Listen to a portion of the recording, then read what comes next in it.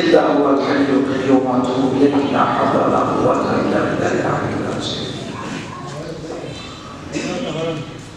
معزز محترم মুসল্লিয়ান کرام মহান আল্লাহ তাআলা লাখো কোটি শুকরিয়া যে আল্লাহ তাআলা পবিত্র জুমার দিনে পবিত্র মুহূর্তে পবিত্র ঘরে এসে পবিত্রতা ঘোষণা করার এই মুহূর্তে যে মালিক তৌফিক দান করেছেন সেই মহান মালিকের শুকরিয়া মহব্বতের সাথে জুড়ে সুরে সমস্বরে সবাই মিলে আদায় করে বলি আলহামদুলিল্লাহ।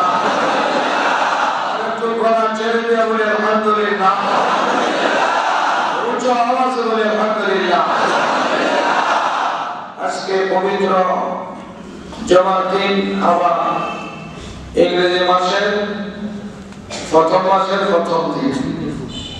আল্লাহ তাআলা আপনাকে আমাকে জুমার দিনে পবিত্র কালামের কিছু আলোচনা শোনার এবং সাথে সাথে আল্লাহ তাআলা গোলামি করার জন্য যে আল্লাহ তাআলা নিয়ে আসেন আল্লাহ তাআলার সবচেয়ে বড় মেহেরবানি। তার সাথে সাথে সবচেয়ে বড় মেহেরবানি হলো আল্লাহ তাআলা আমাদেরকে আমাদের দরখাস্ত ছাড়া বেলা দরখাস্তে সমস্ত নবীদের সেরা নবী মুহাম্মদ আরবি ফখরুল আম্বিয়া সাইয়্যিদুল মুরসালিন তাজদারে মদিনা জিগর মুশায়ে আমিনা সাকিয়ে কাউসার শাফিয়ে মাহশার সাইয়্যিদুল কাওনাইন সাইয়্যিদুল মুরসালিন হযরত মুহাম্মদ আরবি মুহাম্মদ নবী মুহাম্মদ মুস্তাফা সাল্লাল্লাহু আলাইহি ওয়াসাল্লামের উম্মত বানাইছেন, এজন্য শুকরিয়া আলহামদুলিল্লাহ। গত শুক্রবারে আলোচনা হয়েছিল ওয়ালাল আখিরাতু খায়রুল লাকা মিনাল উলা। আল্লাহ তাআলা নবীকে আখিরাত দান করেছেন যে আখিরাত জমিনের চাইতে সবচেয়ে শ্রেষ্ঠ আল্লাহ তাআলা আমাদের নবীকে দিয়েছেন। তার বর্ণনা দিতে গেলে এই মাস পুরাটাই লাগবে। আল্লাহ তাআলা যে আখিরাতে নবীকে কিভাবে শ্রেষ্ঠত্ব দিয়েছেন তার একটা আলোচনা গত শুক্রবার আমরা শুনেছি। শেষের হাদিসে আল্লাহ রাসূলকে বলা হয়েছে আনাল হাশর। আল্লাহ রাসূল বলেন আমাকে আল্লাহ তাআলা হাশর বানিয়েছেন। হাশর অর্থ হলো যার দ্বারা হাশর মাঠ কায়েম করা হবে, হাশর কায়েম করলে ওয়ালা আল্লাহ তাআলা নবীকে বানিয়েছেন। গত শুক্রবারের আগে পরে একজন মানুষ মারা গেছে, জানাজা হয়েছে আমাদের মসজিদের সামনে। আমি একটা কথা বলছিলাম যে আল্লাহ রাসূল যা খান নবীজির পেটে গেলে যখন বাইর হয় সেটা বেশ কাপড় দেয়া বাইর হয়। কয়েকজন আহলে হাদিসের লোক জানা যাচ্ছিলেন, ওনারা তো আহলে হাদিস না, আহলে হাদিস। আহলে হাদিস হলে যে সমস্ত হাদিস মানে তাকে বলা হয় আহলে হাদিস, আর যে হাদিসের দোহাই দিয়ে বলে সহিহ হাদিস এলো আহলে হাদিস। কারণ ইসলামের সে কিছু জিনিস বাদ দিতে চায়।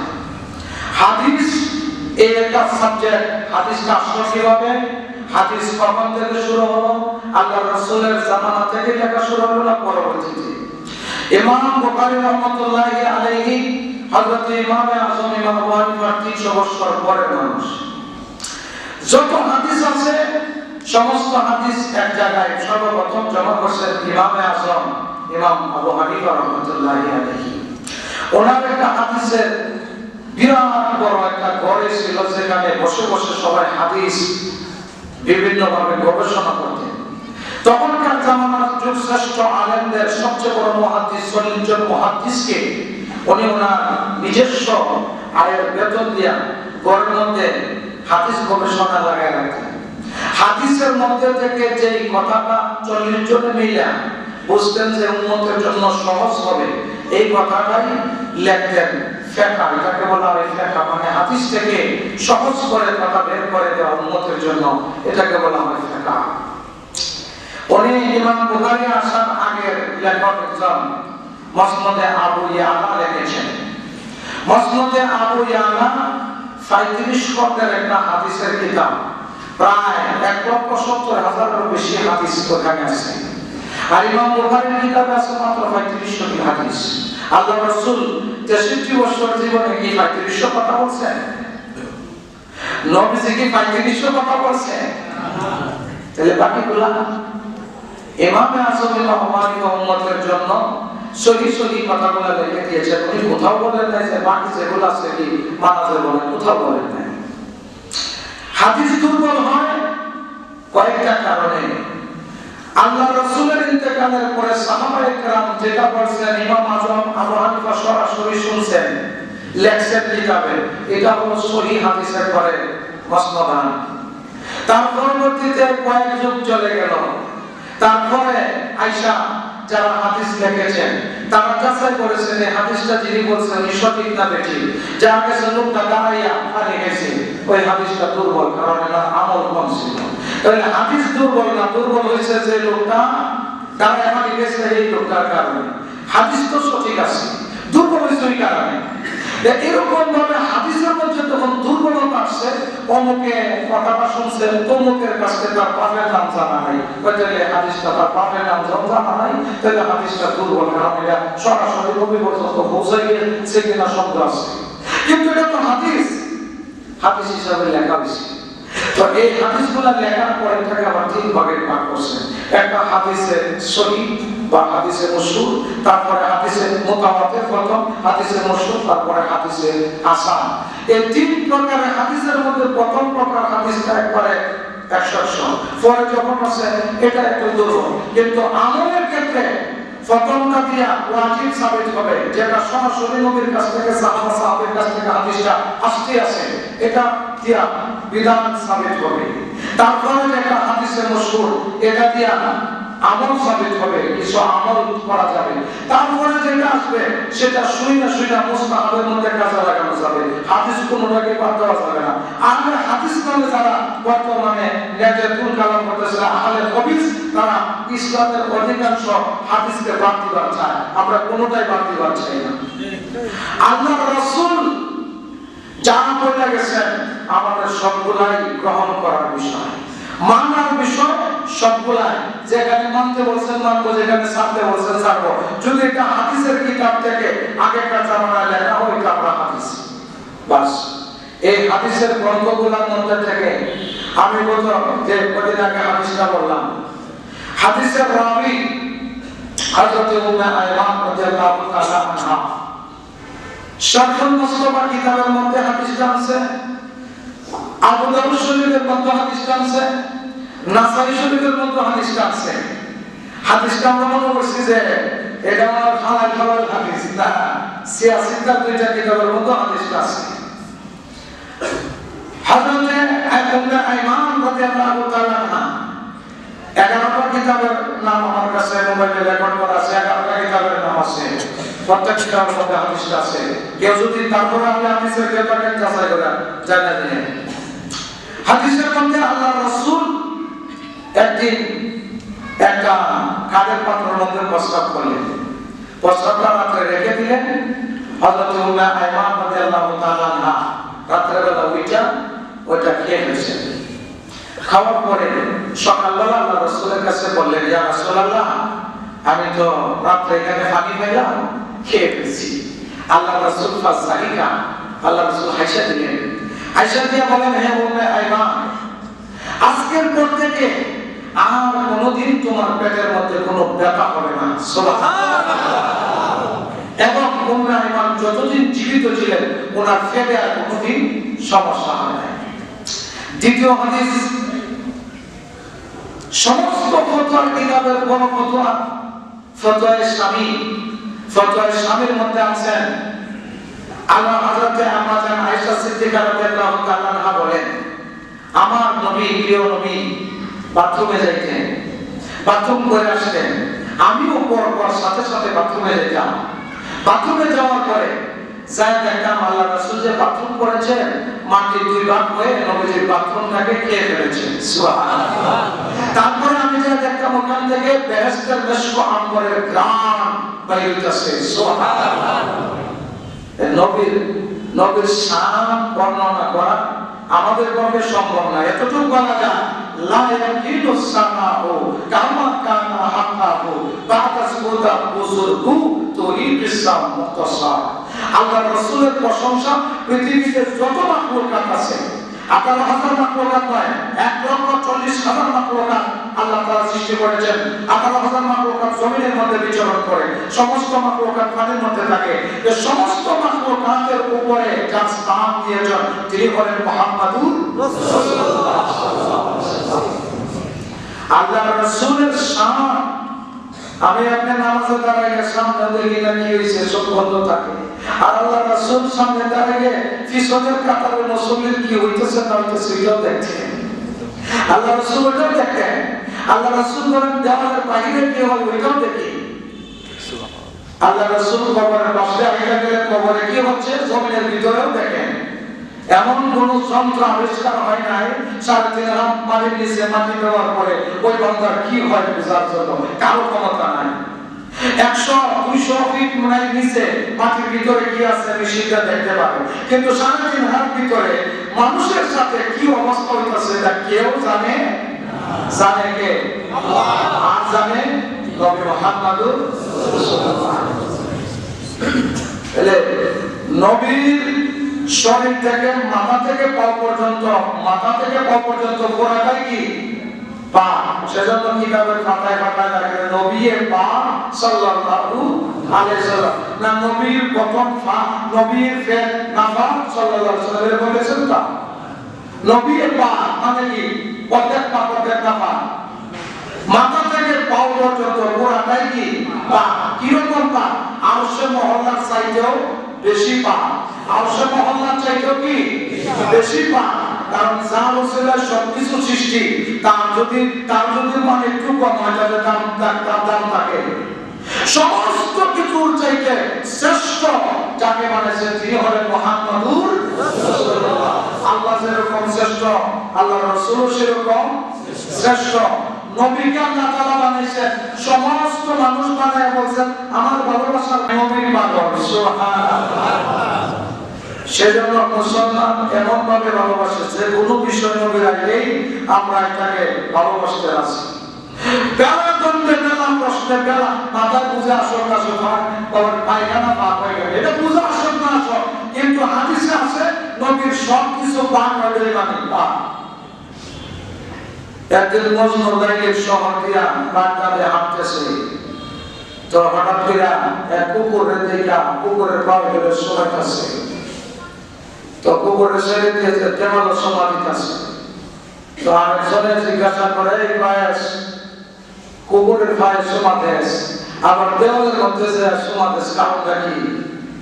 বলে আমরু আলা তিয়ারে লাইলাম ও কাব্বিলু জানজিদারা জানজিদারা ওয়া মা হুব্বু তিয়ারা শারাফনা কলবি ওয়া লাকিন হুব্বু মান সাকান তিয়ারা। আমি যে দেয়ালে দেয়ালে সমাধি কুত্তার পায়ের মধ্যে সমাধি, এটা দেয়ালের মহব্বতও না কুত্তার মহব্বতও না, কিন্তু আমার মহব্বত লাগে এই দেওয়ালওয়ালা শহরের মধ্যে আমার লাইলি থাকে, এই দেওয়ালওয়ালার রাস্তার মধ্যে আমার লাইলির রাস্তা দিয়া কুকুর চলাফেরা করে। সেজন্য লাইলির মহব্বতের কারণে রাস্তা দিয়া হাঁটলেও লাইলির মহব্বত পয়সা উঠে, দেওয়াল দিয়া চাইলেও দেওয়ালের পাশে লাইলির গ্রাম পয়সা উঠে। ওই এই কারণে যত বুজুর্গ আকরাম আছে মদিনায় গেলে মদিনায় যায় নিজের জুতা পর্যন্ত কইলা ফালায়া দিয়া টিপ টিপ করে হাঁটতো আর বলতো এই রাস্তা দিয়ে তো আমার নবী হেঁটেছেন, এই রাস্তা দিয়ে তো আমার নবী গিয়েছেন, এই রাস্তা তো সম্মানী রাস্তা, কারণ নবীর পায়ের তোলা যে রাস্তায় গেছে এই রাস্তা দামি হয়ে গেছে। তো আজকে আলোচনা হলো ওয়ালা সাউফা ইউতিকা রাব্বুকা ফাতারদা। আল্লাহ তাআলা নবীকে জানাই দিলেন, এটা নবীর তারিফ করতেছেন, নবীর শানে গান গাইতেছেন আল্লাহ তাআলা। আল্লাহ বলেন হে নবী আপনার আখিরাত সবচেয়ে শ্রেষ্ঠ হবে। এই কথাগুলো কইলা নবী যে কাঁদছেন, কান্না বন্ধ করাইতেছেন। দ্বিতীয় কথা আল্লাহ তাআলা জানাই দিলেন ওয়ালা সাউফা ইউতিকা রাব্বুকা ফাতারদা। বন্ধু আপনাকে আমি দান করব, আপনার প্রতিপালক আপনাকে এত পরিমাণে দান করবেন, আপনি রাজি হওয়া পর্যন্ত, যতক্ষণ পর্যন্ত রাজি হন না ততক্ষণ পর্যন্ত আমি আপনাকে নিজেই থাকবো। আল্লাহ রাসূল বলেন আমি নিজেই থাকবো, আল্লাহ বলেন আমি নিজেই থাকবো, আর রাসূল বলেন আমি নিজেই থাকবো। এটা মানে কতদিন চলতে থাকবে তার সীমা বর্ণনা করা হয় নাই, শুধু বলা হয়েছে রাজি হওয়া পর্যন্ত নিজেই থাকবো। বলে আল্লাহ রাসূল উম্মত যদি জাহান্নামে যায় তাহলে রাজি হবে না, উম্মতকে জাহান্নামে রাখা নবীজি কখনো রাজি হবে না। এই আয়াত যখন আল্লাহ রাসূল পড়েছেন, হযরতে উম্মে সালমা বলেন ইয়া রাসূলুল্লাহ তবে তো আমি জান্নাতি। আল্লাহ রাসূল বলেন কিভাবে বললেন? বলে আপনি তো বলেছেন আপনি যতক্ষণ পর্যন্ত রাজি না হবেন ততক্ষণ পর্যন্ত আল্লাহ দিতেই থাকবে। তো আপনার বউ আমি, আপনার বিবি আমি যদি দুজনে যাই আপনি কখনো রাজি হবেন না, কারণ আপনি তো আমাকে বিবাহ করেছেন।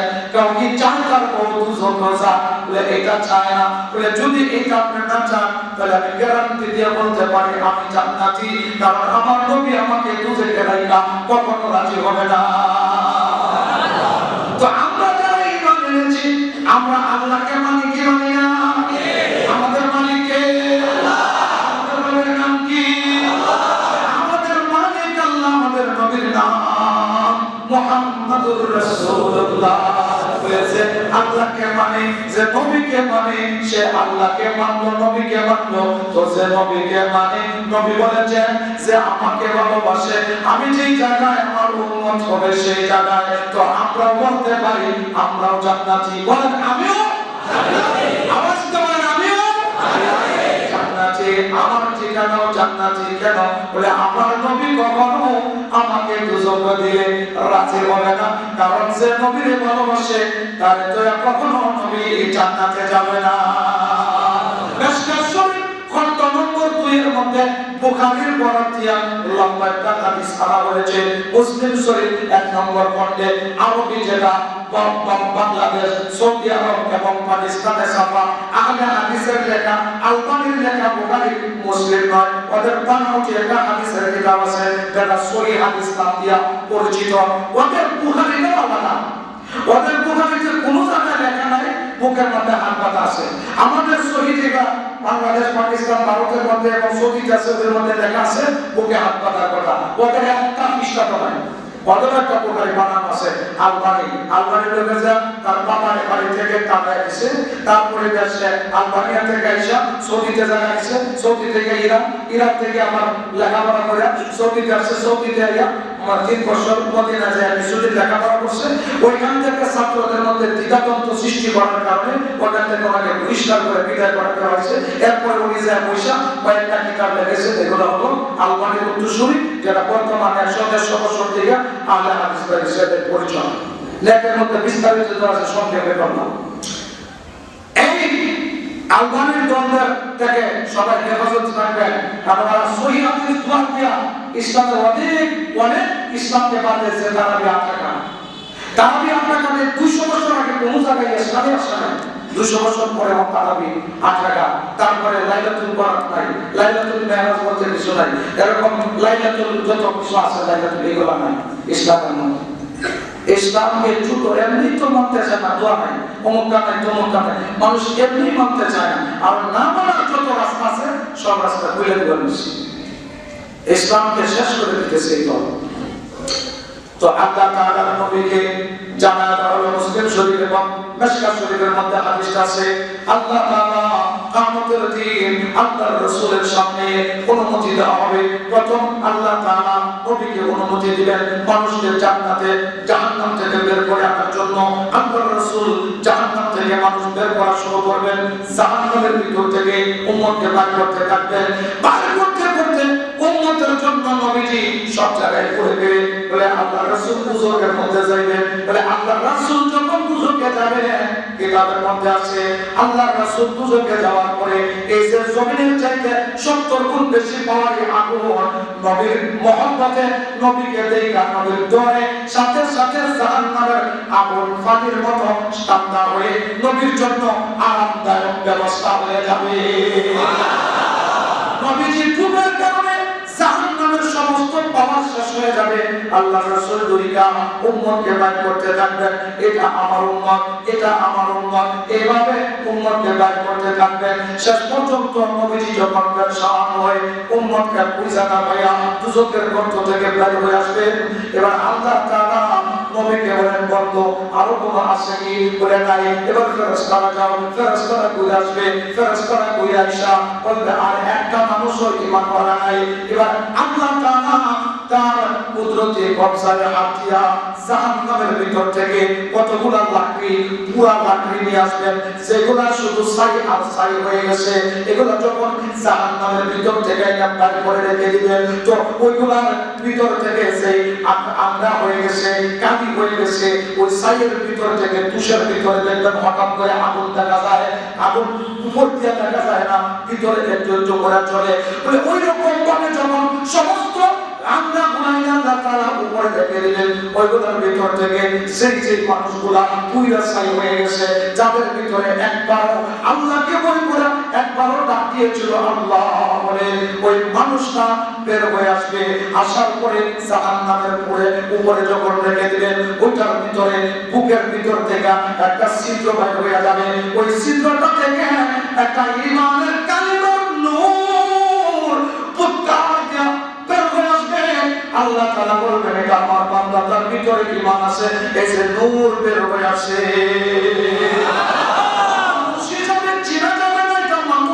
চেনা যাবে না, কিন্তু তার ভিতরে ঈমান থাকার কারণে আল্লাহ তাআলা যে বলেছেন আফামান শারাআল্লাহু সাদরাহু লিল ইসলাম ফাহুয়া আলা নূরিন মির রাব্বিহি।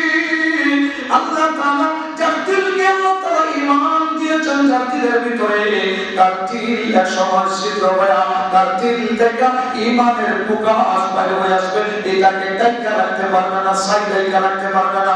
যখন ওই ভিতর থেকে একটা চিৎকার দিয়া ঈমানের কালিমা বাইর হয়ে আসবে, ওইখান থেকে শব্দ আসবে না ইলাহা ইল্লাল্লাহু মুহাম্মাদুর রাসূলুল্লাহ। এই আওয়াজ যখন বাইর হয়ে আসবে, আল্লাহ তাআলা এই বান্দাকে মাফ করে দিবেন। ফেরেশতাদেরকে বলবেন যাও তাকে নিয়ে যাও, যে সামনে একটা নদী আছে, দেখতে যাইতে বলে কয়েকটা নদী পার করিতে হয়। প্রথম একটা নদী আছে নহরুল হায়া নামক একটা নদী আছে, মুসলিম শরীফের শব্দ। আল্লাহর রাসূল বলেন নহরুল হায়াত নামক একটা নদী আছে, ওই নদীর মধ্যে ওই পুরাপুরি বান্দাকে পুরা সাইডে ঢুকে গেছে। ওই বান্দাটাকে নিয়ে নদীর ভিতরে যখন ডুবাইয়া দেওয়া হবে, ডুবানোর সাথে সাথে গোসল দিয়ে উঠবে। আল্লাহ তাআলার বান্দা পরিপূর্ণ একটা মানুষ হইয়া ওই নদী থেকে বের হয়ে আসবে। আল্লাহ তাআলা এই বান্দা ভাইয়া বলবে আল্লাহ জান্নাত দেখা যায় একটা দৌড় দেই। আল্লাহ তাআলা বলবেন এই তারা এখনো যাওয়ার সময় হয় নাই, আরেকটা নদী সামনে আছে, ওই নদীতে যে ডুবছে। যখন ওই নদীতে ডুব দিবে, আল্লাহ তাআলা এই নহরে লবণের মধ্যে ডুব দিবে, যেটা দুধের নদী আল্লাহ তাআলা বানায় রাখছে। ওই নদীতে ডুব দেওয়ার পরে বান্দা দবদবা দুধের মতো সাদা হয়ে বাইরে হয়ে আসবে। সুবহানাল্লাহ। নদীর মধ্যে ডুব দিবে, ওইরকম ডুব দেওয়ার সাথে সাথে আল্লাহ তাআলা তার শরীরের যত পশম আছে সমস্ত পশম পালায় দিয়া আল্লাহ তাআলা সানা 33 বছর অথবা 30 বছরের যুবক বানায়া নদী থেকে উঠায়া দিবে। সুবহানাল্লাহ। এরকম ভাবে আল্লাহ তার বান্দাকে জান্নাতে দিবে আল্লাহর রাসূলকে খুশি করার জন্য। মুসলিম শরীফের মধ্যে যে হাদিসটা আছে 105 নম্বর খণ্ড, 105 নম্বর পৃষ্ঠা 1 নম্বর খণ্ডে একবারে আরবিটার মধ্যে আয়াত করা হয়েছে। আল্লাহর রাসূল বলে আমার উম্মত একটা জাহান্নামের ভিতর থেকে দাওয়াত দিতে থাকবে, বাকি হয়ে গেল, আমাকে একটু বের করে দাও না, আমি তো আপনার গোলাম। ইয়া আল্লাহ, হে বান্দা, হে দয়ালু, মেহেরবান মালিক বইলা বইলা কাঁদতে থাকবে জাহান্নামের ভিতরে। যখন চিৎকার মারতে থাকবে আল্লাহ তাআলা ওই বান্দাকে বলবেন এত চিৎকার মারো কেন? কোটি কোটি মানুষের সামনে আল্লাহ তাআলা জিজ্ঞাসা করবে, এই বান্দা এত চিৎকার করতেছ কেন? কারণ জাহান্নামকে হাসরের মাঠে হাজির করা হবে, জান্নাতকে আয়না হাজির করা হবে, জান্নাত জাহান্নাম দুটোই হাসরের মাঠে হাজির করা হবে। আল্লাহ তাআলা বলবেন এত চিৎকার মারতেছ কেন? সে চিৎকার মারতে বলবে, মালিক পড়তে পড়তে পড়তে পারেন না, আমি তো শেষ হয়ে গেলাম, আমাকে একটু দয়া করে একটু জাহান্নামের ভিতর থেকে বের করে দেন না। মোটামুটি দিতে হবে না, জান্নাতে দিতে হবে না, আপনি একটু টাইমটা তুইলা আমাকে শুধু একটু জাহান্নামের উপরে উঠায়া দেন, একটু কিনারে উঠায়া দেন, আমাকে আগুন থেকে একটু বের করে দেন, আমি আর কিচ্ছু চাইবো না। আল্লাহ তাআলা বলেন, তাহলে তুই আমার সাথে ওয়াদা করে। সে তখন বলবে, ওয়াল্লাহি লা আদরুকা, আপনার কসম খেলাম আর কিছু চাইবো না, যা কিছু বলেন আমি কিছুই চাইবো না, শুধু আমাকে একটু বাইরে করে দেন। আল্লাহর রাসূল বলেন ওই সময় তাকে একটু বাইরে করে দেওয়া হবে। বাইরে করার পরে যখন দেখবে একদিকে জান্নাতের ঘ্রাণ আসছে আর একদিকে জাহান্নামের আগুন তামাইতেছে, জাহান্নামের আগুনে ফিট পুড়ে দিতেছে, জান্নাতের ঘ্রাণে তার ভিতর পাগল বানাই দিতেছে, ওই সময় কিছুক্ষণ পরে ধৈর্য ধারণ করতে না পাইরা সে আবার একটা চিৎকার দিবে, মালিক দয়া করে যখন এখান থেকে উঠাইছেন একটু দয়া করে আমাকে সামনে একটু গাছ দেখা যায়, ওই গাছটার সামনে একটু করে দেন না। হাদিসের মধ্যে আছে পাথর বাহুল্লাহু সাদারাতুন, আল্লাহ তাআলা তার জন্য একটা গাছ উঠায়া দিবেন। যখন গাছটা দেখবে বলবে, আল্লাহ আর কিছু চাইবো না, আমার মা বাবার কসম, আমার ইজ্জতের কসম, আমার বাপ-দাদার কসম, আপনার কসম খেতে বললাম আর কিছু চাইবো না, শুধু গাছটার কাছে একটু যাইতে দেন। আল্লাহ তাআলা বলবেন, একটু আগে যে ওয়াদা করেছিস ওয়াদাকে ভুলে গেছিস, আমি তো বান্দা, আপনি তো মালিক, আপনি দয়াবান, আমি গুনাহগার, একটু দয়া করে গাছটার নিচে একটু যাইতে দেন না।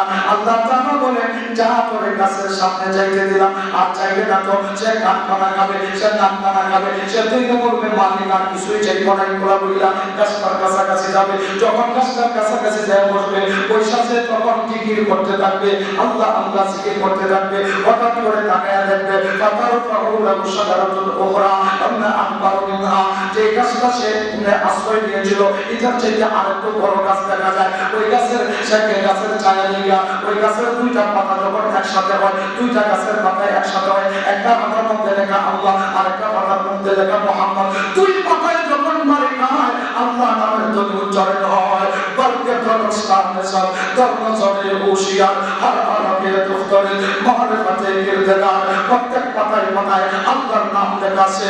ওই নাম যখন ধ্বনিত হয় তো সে পাগল করা হয়ে যায়, সে বলতে থাকে মালিক আর কিছুই চাইবো না, দয়া করে ওই রাস্তার কাছে যাইতে দেন। আল্লাহ বলেন, একটু আগে ওয়াদা করেছো, কসম বাঁধতে চাইতেছো, কসম কেড়েছো, তুমি আর কিছুই চাইবা না, এখন কেন চাও? বলে আল্লাহ আমি তো চাইবার মন চায় না, কিন্তু আমার দিল তো মানে না, আমার মালিক তো সবচেয়ে বড় মালিক, ইচ্ছা করলেই সব করতে পারে। এই দয়ালু দাতা মেহেরবানের দয়ার তো সীমা নাই, আমার চাওয়ার সীমা আছে, আপনার তো সীমা নেই। একটু দয়া করে ওই গাছটার কাছে দেন, আমার জীবনের 14 গোষ্ঠীর কসম খাইলাম আর কিছুই চাইব না। এই বারবার আল্লাহ তাআলার সামনে যখন এত কিছুই বলতেছে, এই এত কিছু বলার পরে আল্লাহ তাআলা বলেন, তাহলে যাও। সে যখন এখান থেকে বড় রাস্তার নিচে যাবে, যায় একটা জান্নাতের গ্রাম দিয়া গাছের নিচে ভরপুর করা, ওই গ্রামের সাথে যায় তালে তাল মেলা। যখন সে একটু আরাম করতে থাকবে, কিছুক্ষণ করে তাকায় দেখবে সামনেই জান্নাতের একটা গেট আল্লাহ তাআলা বানায় রাখছে। ওই গেটের ভিতরে আল্লাহ তাআলা বাহিরে যা আছে ভিতরে তা আছে, ভিতরে যে যা যা করতেছে ওগুলো দেখা যায়, বাহির থেকে ভিতর দেখা যায়, ভিতর থেকে বাহির দেখা যায়। এরকম আশ্চর্য করে একটা দৃশ্য। আবার ওইখানে রং বেরঙের খানা বানায় রাখছে। পৃথিবীর যে মাটি আছে, মাটি দিয়ে একটা রুটি বানায় রাখবে, সুবহানাল্লাহ। সেই রুটিটার মধ্যে একবার কামড় দিবে 70 প্রকার মশলা লাগবে, সুবহানাল্লাহ। রুটি তো আমরা বানাই, গাছ কত বীজ দিয়ে বপন করি, সেখান থেকে গাছ হবে, গাছ থেকে ফল হয়, ফল বানায় খাই আমি, তারপরে মেশিনে বানাই, তারপরে এটা থেকে আটা বানাই, তারপরে লাগাই। আল্লাহ বলে, যে মাটি গাছ বানায় দিয়ে তোমাদেরকে পর্যায়ক্রমে বিভিন্ন প্রসেসিং করে খাবার খাওয়ায়, এগুলো বাদ দিয়া সরাসরি মাটি দিয়ে আমি রুটি বানাইবো। সেই আল্লাহ মাটি থেকে গাছ বানাইয়া মজার ফল বানাইতে পারে, সেই আল্লাহ মাটিকে সরাসরি মজা বানাইতে পারে না। সুন্দর সুন্দর প্লেট সাজায় রাখছে জান্নাতের ভিতরে।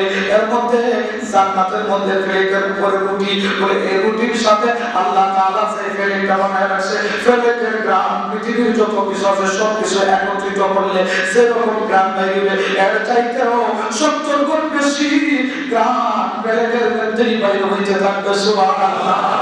এই সমস্ত কিছু আয়োজন করবে আল্লাহ তাআলা দারুস সালাম নামক জান্নাতের ভিতরে। জান্নাত আক্কা কোরআনের বিভিন্ন সূরার মধ্যে দেওয়া আছে। এর মধ্যে একটা সূরা আনআমের 126 নম্বর আয়াতের মধ্যে 26 নম্বর আয়াতের মধ্যে দেওয়া আছে দারুস সালাম। ওই দারুস সালামের ভিতরে খাবার আপ্যায়ন আল্লাহ তাআলা আপ্যায়ন রেখেছে। ওই বান্দা তখন দেখা বলবে মালিক এই যে মজার মজার খাবার দেওয়া যায়, ভিতরে কত সুন্দর গুরুকিল মন্না সামাসি করতেছে, এই যে বিশাল বড় আয়োজন, এই যে কনসার্ট চলতেছে ভিতরে, মালিক দিলে তো মানে না, মনে তো মানে না, একটু যাইতে দেন না, ওই দিকে যাইতে দেন না।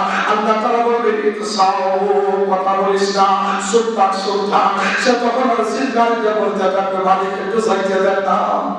আল্লাহ তাআলা নবীকে খুশি করার জন্য এই আয়োজনের ব্যবস্থা করেছেন। আল্লাহ তাআলা বলেন ওয়ালা সাওফা ইউতিকা রাব্বুকা ফাতারদা। আমি আমার বন্ধুর কন্যাকে বন্ধুকে রাজি করার জন্য কিছু কিছু এমন দৃশ্য দেখাইব যে দিকে নবী বলবে আমি রাজি হয়ে গেছি। এই হাদিসটা যেদিন নবীজি বলছেন, নবীও আসছেন, সাহাবায়ে কেরাম আসছেন, যতজন মুহাদ্দিসিনে কেরাম আছে যারা এই হাদিসটা পড়ায় তারা এই হাদিসটা পড়ে আসে, কারণ এই হাদিসটা শুনে হাসি তো সুন্নাহ। ওয়া আখিরি দাওয়ানা আলহামদুলিল্লাহি রাব্বিল আলামিন।